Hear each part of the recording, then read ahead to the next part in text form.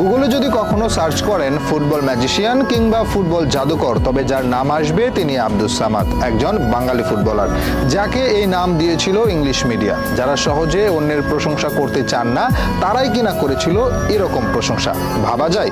ভাবতে হলে আগে জানতে হবে এই আব্দুস সামাদের ব্যাপারে। কে ছিলেন এই ফুটবলার?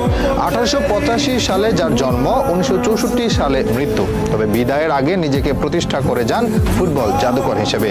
তার ফুটবল ক্যারিয়ার নিয়ে যতটা আগ্রহ মানুষের, তার চেয়েও বেশি অবাক করা কাণ্ড করতেন মাঠে বসে। বলা হয় তিনি কখনো মাঠে মনোযোগী ছিলেন না, আনমনে ঘুরে বেড়াতেন, মাঠের মাঝে বাদাম খেতেন, যখন ইচ্ছে হতো গোল করতেন। সবার কাছে গোল যখন আরাধ্য ব্যাপার, তার কাছে যেন ইচ্ছের মতো, মন চাইলে গোল করব, না চাইলে করব না, এরকম একটা স্বভাব নিয়েই পার করেছেন ক্যারিয়ার। তার জীবনে একটা অন্যতম এক অদ্ভুত কাণ্ড হচ্ছে, একবার রেফারিকে চ্যালেঞ্জ করেন গোল পোস্ট ছোট বলে। লড়াইটা ছিল ইন্দোনেশিয়া একাদশ আর ভারতীয় একাদশের মধ্যে। তুমুল প্রতিদ্বন্দ্বিতাপূর্ণ ম্যাচে খেলছে দুই দলেরই তুখোর সব খেলোয়াড়। চেষ্টা চালালেও কোনো পক্ষই গোল করতে পারছে না। ঠিক সেই সময় ভারতীয় দলের একজন খেলোয়াড় প্রতিপক্ষের কয়েকজনকে সুন্দরভাবে কাটিয়ে শট করলেন গোল পোস্টে।